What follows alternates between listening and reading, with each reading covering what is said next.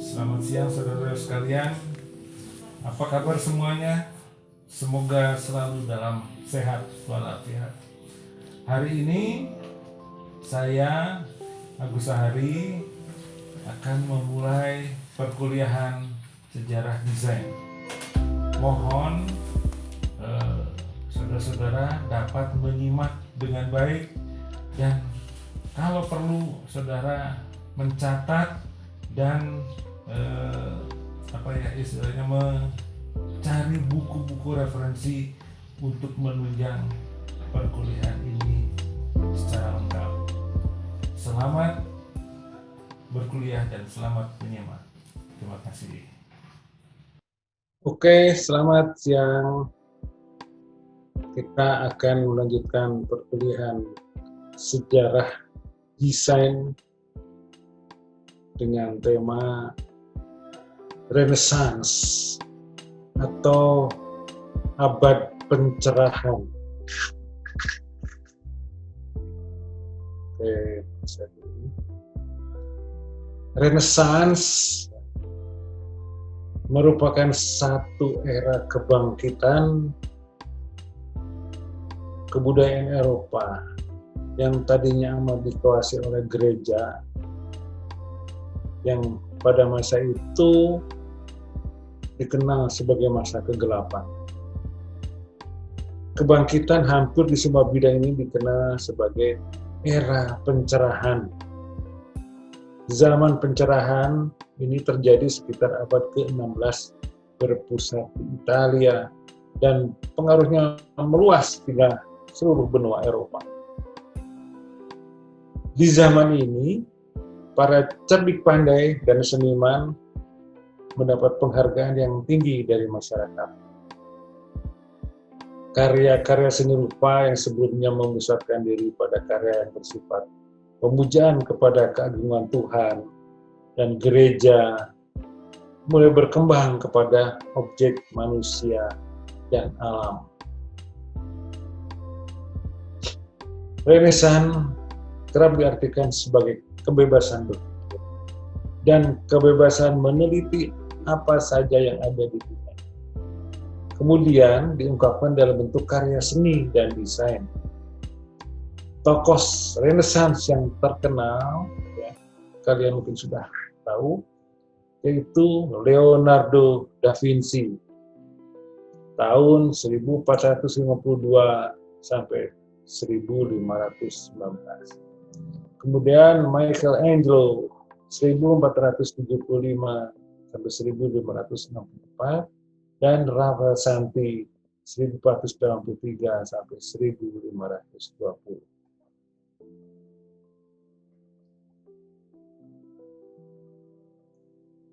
Nah, Renaissance ini awalnya diinspirasi dari seorang yang bernama Martin Luther tahun 1493 sampai 1540. Seorang pastor Jerman dan ahli teologi Kristen dan pendiri gereja Lutheran, sebuah gereja Protestan pecahan dari Katolik Roma. Dia merupakan tokoh terkemuka reformasi. Ajaran-ajarannya tidak hanya reformasi, namun juga mempengaruhi doktrin dan budaya Lutheran serta tradisi yang berkaitan Protestan. Nah, kalau kalian ada yang beragama Protestan, nah inilah salah seorang tokoh dari lahirnya Protestan. Seruan Luther kepada gereja agar kembali kepada ajaran-ajaran Alkitab telah melahirkan tradisi baru dalam agama Kristen. Gerakan pembaruannya mengakibatkan perubahan radikal juga di lingkungan gereja Katolik Roma dalam bentuk reformasi Katolik. Sumbangan Luther terhadap peradaban Barat sangat besar, yaitu menginspirasi terjadinya perubahan dalam segala bidang. Okay.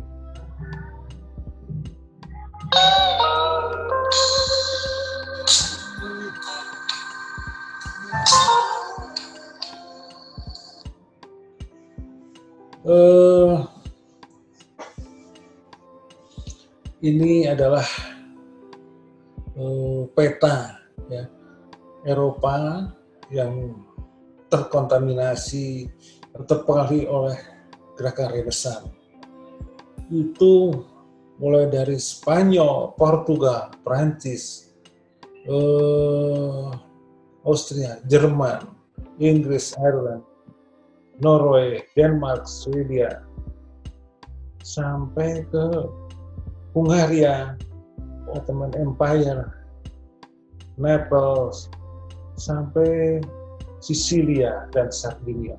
Jadi hampir sebagian besar Eropa terpengaruh oleh gerakan Renaissance. Oke, berikutnya. Di era Renaissance, masyarakat Eropa mulai meninggalkan rancangan bernuansa agama. Jadi, rancangan yang bernuansa agama itu lahir di era zaman ke-8. Arsitektur dikembalikan pada unsur manusia atau antropocentris dan alam. Sehingga secara umum, Renaissance dapat diartikan sebagai masa peralihan antara abad pertengahan ke abad modern, yang ditandai dengan lahirnya kreasi baru yang lebih bersifat duniawi. Karena faktor di atas, arsitektur Renaissance pun memperlihatkan sejumlah ciri khusus. Salah satu ciri itu adalah kembali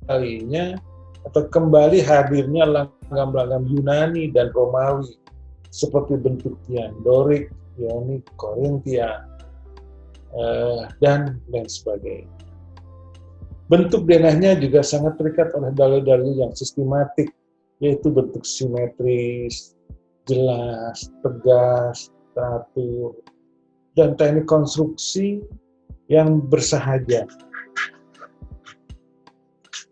Bentuk dan proporsi yang harmonis menjadi perhatian arsitek era Renaissance, yang kemudian berusaha menghubungkan antara matra atau dimensi setiap bagian utama bangunan dengan satu model atau satuan panjang yang menjadi dasar. Hal itu bisa dilihat pada Katedral Granada Spanyol, Katedral Orvieto, dan bangunan Santa Maria. Ini salah satu contoh Katedral Granada Spanyol. Dan kelihatan garis-garisnya tegas, vertikal, horizontal, demikian pula penyederhanaan ornamen dan proporsi dari bentuk gereja yang lebih rasional. Oke, berikutnya. Ini interior dari Katedral Granada. Ya. Di sini walaupun ada unsur-unsur ragam hias, tapi tidak serumit era barok atau gotik. Ya. Di sini semua disederhanakan dalam bentuk komposisi yang lebih simetris dan sederhana. Oke, selanjutnya ini adalah salah satu wujud lain dari sebuah katedral yang menerapkan, yang muncul di era Renaissance. Bentuknya sederhana, lengkungan-lengkungan ya, yang pada era Romawi dan bentuk-bentuk pilar di era Yunani itu tampak hadir kembali menjadi bagian dari bentuk gereja ini. Oke. Nah, ini lebih sederhana lagi. Bentuknya merupakan bentuk lintas budaya antara zaman Mesir purba, Romawi, Yunani, Babilonia menjadi satu konsep ya yang melahirkan karakter bangunan Renaissance yang penting. Oke, berikutnya. Nah, ini Katedral Orvieto ya. Jadi ini ada unsur-unsur gotik sebenarnya kalau kita lihat ya. walaupun ini dikategorikan sebagai gereja yang lahir di era Renaissance, unsur-unsur gotiknya itu tidak menjulang sangat tinggi. Bangunan ini tidak terlalu tinggi, tapi sudah ada upaya untuk menyatukan dengan unsur-unsur yang lebih sederhana, simetris, tegas. Ada unsur-unsur ragam hias Yunani, Eropa, dan persilangan perkawinan dengan era Barok, Rokoko. Jadi ini sebenarnya merupakan kombinasi dari beberapa zaman yang dibentuk. Oke, berikutnya. Nah, ini adalah istana Schwerin di Mecklenburg, Jerman. Merupakan karya arsitektur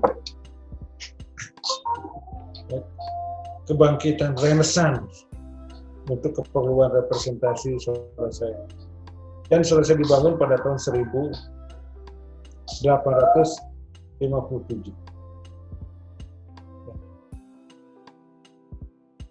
Ini juga San Lorenzo Escorial. Ya. Ini salah satu bangunan yang menandakan telah lahir Renaissance dalam bidang arsitektur dan interior. Yang berikutnya, Royal Monastery of San Lorenzo Escorial. Nah, ini juga bangunan itu tadi. Bangunan-bangunan ini sedikit sekali ragam hias, menggunakan sedikit ornamen Yunani dan bentuk yang lebih tegas. Ya, di sini garis lengkung, garis horizontal, vertikal, bentuk jendela dan sebagainya itu lebih tegas dibandingkan dengan era sebelumnya. Berikutnya, demikian pula kursi bergaya Renaissance yang mengutamakan aspek kekokohan dan proporsi yang lebih seimbang. Walaupun ada unsur-unsur ragam hias atau dekoratif, tetapi unsur kekokohan ya itu menjadi bagian yang utama dari kursi Renaissance. Oke, berikutnya demikian pula pada kapal-kapal di era Renaissance. Selalu mencirikan proporsi bentuk yang seimbang. Walaupun kapal itu sebenarnya besar, tapi peletakan layar, komposisi, bentuk, dan sebagainya itu selalu mencirikan proporsi yang seimbang antara kanan, kiri, atas, bawah. Gitu. Selanjutnya, nah, di era Renaissance itu ada perkembangan lain di bidang pertanian. Sudah mulai orang menerapkan istilahnya itu aspek mekanisasi. Jadi sudah mulai ada pengurangan tenaga manusia, ya, dan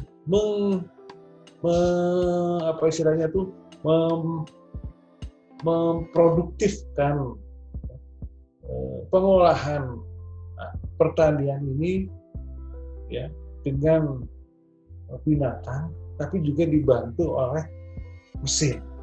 Walaupun belum mesin dalam sesungguhnya dalam arti menggunakan bahan bakar minyak, tapi merupakan efisiensi, efektivitas mesin yang ditarik oleh kuda. Oke, berikutnya.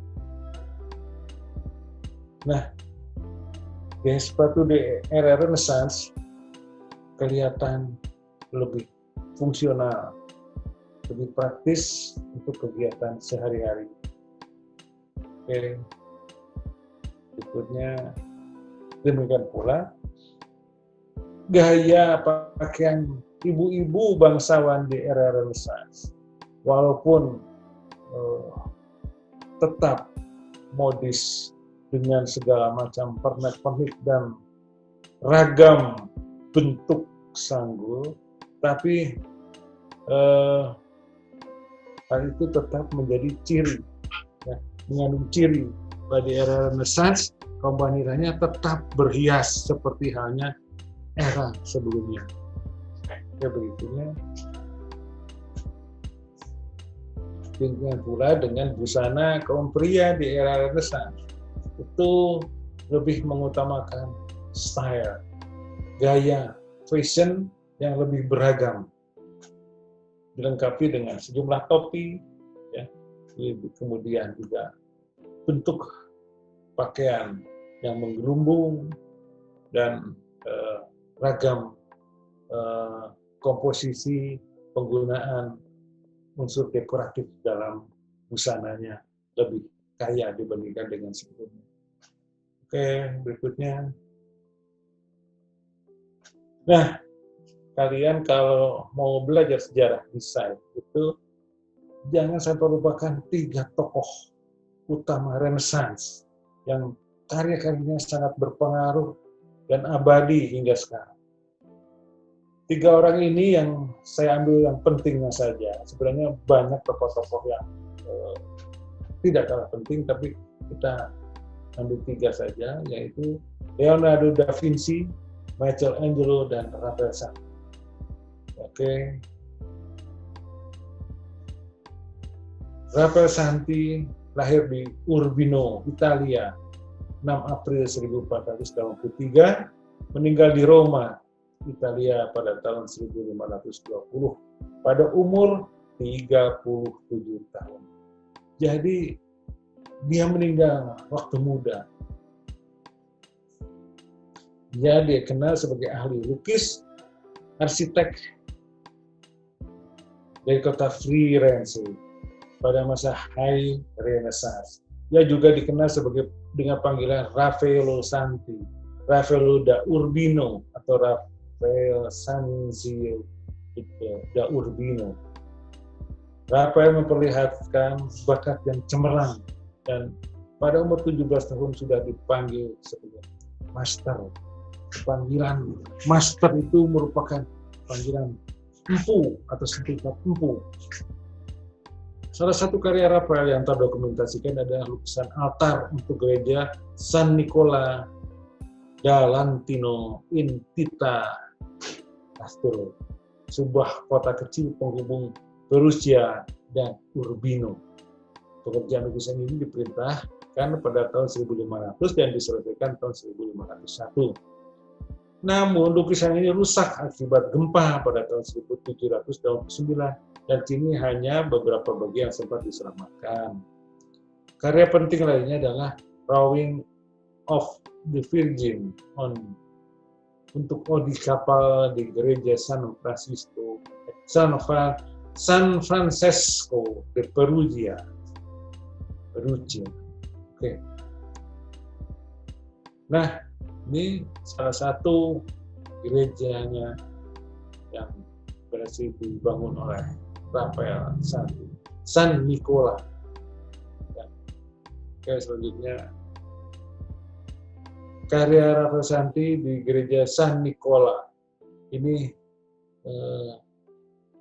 karya lukisan ini seolah hidup, di mana unsur keseimbangan kanan kiri, unsur pengagungan kepada Bunda Maria dan kesempurnaan detail dari sosok wajah dan ekspresi itu menjadi ciri utama dari karya-karyanya Raphael Santi. Oke, berikutnya. Nah, yang terkenal karya Raphael Santi, School of Athens, dibuat tahun 1011. Lukisan ini cukup besar dan legendaris. Istilahnya hampir dikenal oleh para ahli seni sedunia hingga sekarang. Oke. Nah, ini tadi kalau kita lihat School of Athens atau lukisan Raphael Santi ini menghiasi dinding-dinding gereja Jadi bukan di atas kanvas, tapi merupakan lukisan dinding. Dan ini kalau dinding ini rusak, maka lukisan tersebut akan ikut rusak pula. Ini karya Rafael Santi yang menghiasi dinding-dinding gereja, mulai dari bawah hingga ke atas. Oke, berikutnya. Nah, ini ada interior Rafael. Ya. Zaman itu, zaman Renaissance, interior diberi gambar itu sebagai sesuatu yang lumrah dan unik ya, pada zaman itu. Gambarnya pun unik dan berkualitas tinggi. Contohnya di sini adalah gambar yang di atas ceiling. Itu pada zaman Renaissance itu merupakan tren yang istilahnya banyak diikuti oleh banyak arsitek atau para bangsawan. Oke, berikutnya. Nah, tokoh lain apa istilahnya Renaissance yang paling penting itu adalah Leonardo da Vinci. Leonardo da Vinci itu lahir di Provinsi Firenze, Italia, 15 April 1452 dan meninggal di Toulouse, Prancis, 2 Mei 1519 berusia 60 tahun. Dia dikenal sebagai arsitek, musisi, penulis, pematung, pelukis. Dia digambarkan sebagai arsitek manusia Renaissance sebagai jenius universal. Nah, salah satu yang utama dari Leonardo da Vinci itu adalah kejeniusannya dalam memprediksi karya-karya desain beberapa abad kemudian ketika dia dilahirkan. Dan tapi yang paling penting, Leonardo terkenal karena lukisannya yang hebat, seperti Jamuan Terakhir dan Mona Lisa. Ia juga dikenal karena mendesain banyak ciptaan dengan bayangan akan teknologi modern di masa depan. Contoh idenya ada berupa tank, helikopter, mobil, ya. Kemudian teknologi bedah ilmu anatomi, astronomi, dan berbagai macam karya arsitektur. Oke, berikutnya. Nah, ini beberapa contoh sketsa dari Leonardo da Vinci, ya, yang bagi orang awam sulit membaca tulisan maupun sketsa ini. Karena Leonardo da Vinci terbalik, menulis itu terbalik dari kiri ke kanan, ya, dan hurufnya terbalik.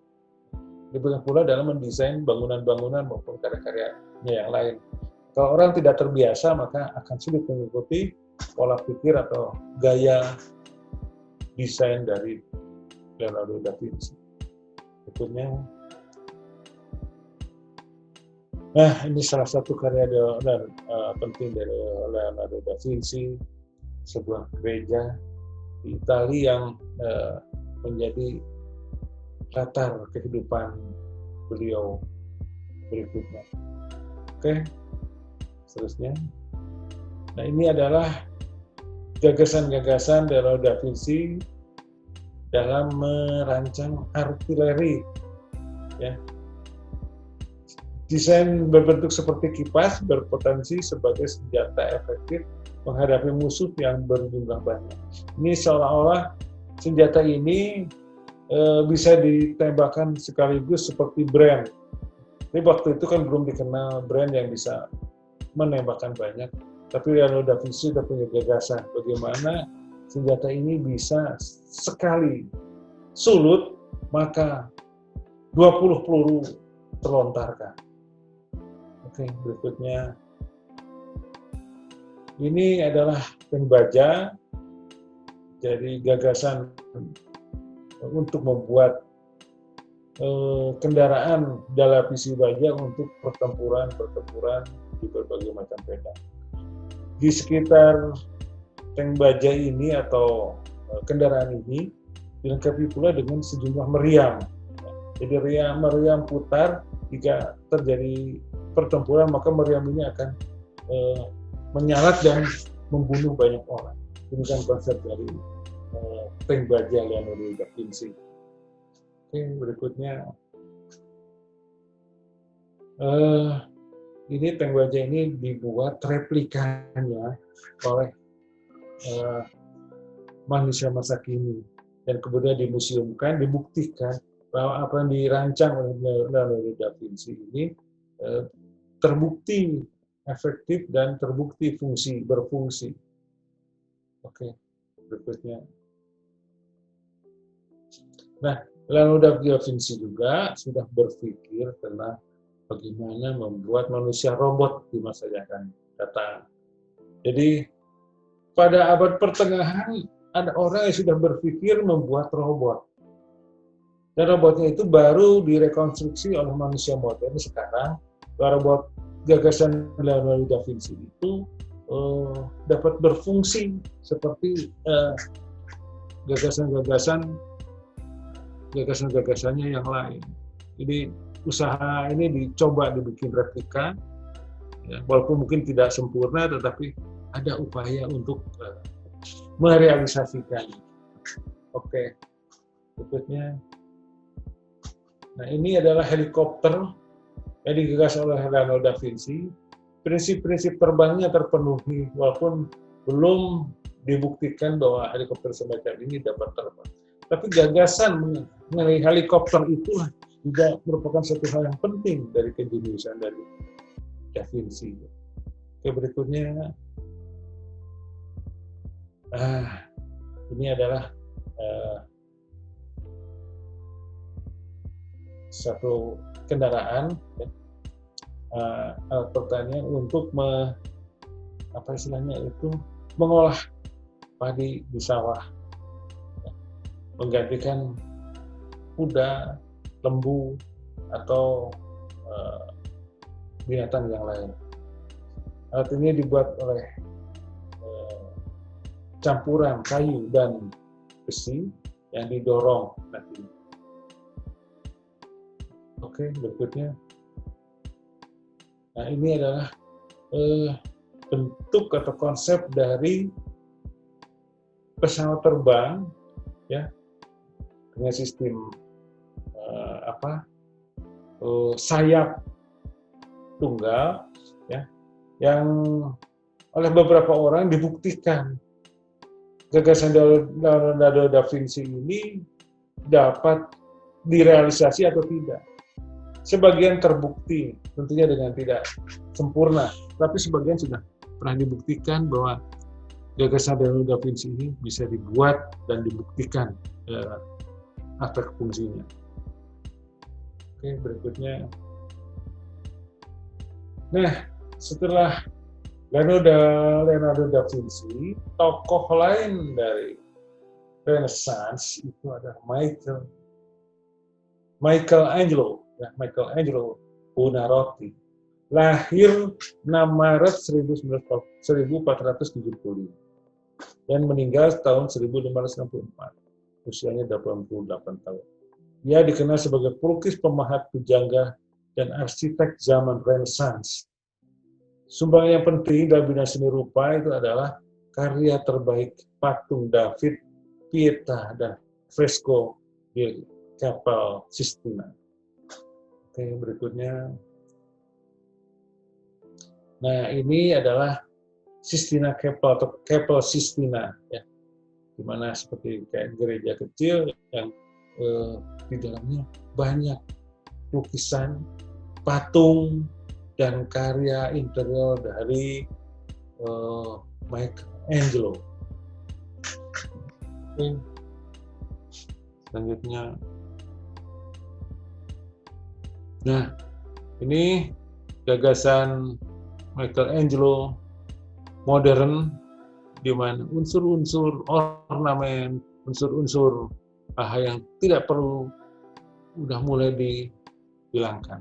Gagasan-gagasannya sudah tampak lebih modern di era zamannya yang masih mengutamakan unsur-unsur dekoratif dan ornamen. Oke, berikutnya. Nah, ini salah satu gereja, Santa Peters, gagasan dari Michelangelo. Oke. Nah, ini yang sangat terkenal, ada interior kubah dari Santa Peters yang istilahnya bermain cahaya ya, dengan berbagai macam sudut. Begitu cahaya itu jatuh ke sudut tertentu, dia akan memainkan cahaya. Akan seolah-olah cahaya itu hidup dalam kubah tersebut. Oke, berikutnya. Nah, ini adalah Laura Library. Jadi Michelangelo juga membuat semacam perpustakaan sederhana untuk sejumlah bangunan. Oke, berikutnya. Ini karya lain dari Michelangelo. Kita tidak tahu apakah dia merancang keseluruhan bangunan atau hanya merupakan bagian-bagian saja dari bangunan. Tapi ini adalah dikenal sebagai karya Michelangelo dan sangat terkenal, Santa Clara. Oke, berikutnya. Nah, yang jelas salah satu karya Michelangelo yang besar itu adalah The Muse. Ini salah satu patung yang menjadi ikon era Renaissance. Bagaimana di situ terlihat kesempurnaan pembuatan patung seperti halnya di zaman Yunani. Oke, berikutnya. Nah, ada satu catatan yang perlu juga diketahui, bahwa di akhir abad ke-18 di bidang seni rupa berkembang aliran dikenal sebagai aliran romantisme. Dalam romantisme, unsur emosi lebih diutamakan daripada pikiran. Tetapi seniman romantis tidak hanya bekerja dalam satu gaya. Tidak seperti neoklasisme yang disebut sebagai gaya. Romantisme lebih merupakan falsafah atau pandangan seorang seniman memahami fenomena keindahan. Pendirian akademi seni pada masa neoklasisisme bertujuan untuk meneruskan dan mempertahankan tradisi klasik sekaligus sebagai pusat kegiatan seni istana. Gaya seni akademi ini sebetulnya ditutup oleh seni romantisisme, sehingga sangat wajar jika kedua gaya seni, neoklasisme dan romantisme, dinamakan seni akademik. Situasi ini menjadi ciri perkembangan seni Prancis di abad ke-18 dan ke-19 dan pengaruhnya menyebar ke seluruh dunia. Dalam bidang desain dan arsitektur, pengaruhnya tidak seperti di bidang seni murni, karena di bidang desain kekuatan Renaissance dan revolusi industri lebih tampak. Oke, berikutnya. Nah, ini contoh lukisan bergaya romantisme dari Theodore Géricault. Ini yang diperkirakan banyak mempengaruhi pelukis-pelukis seperti Raden Saleh dan pelukis-pelukis Belanda yang ada di Indonesia. Jadi ada aliran spesifik dalam seni murni atau dalam seni lukis yang sangat berpengaruh kepada gaya seni lukis yang dibawa oleh Belanda ke Indonesia. Berikutnya, ini referensi yang bisa kalian duduk atau pelengkap dari perkuliahan ini. Berikutnya,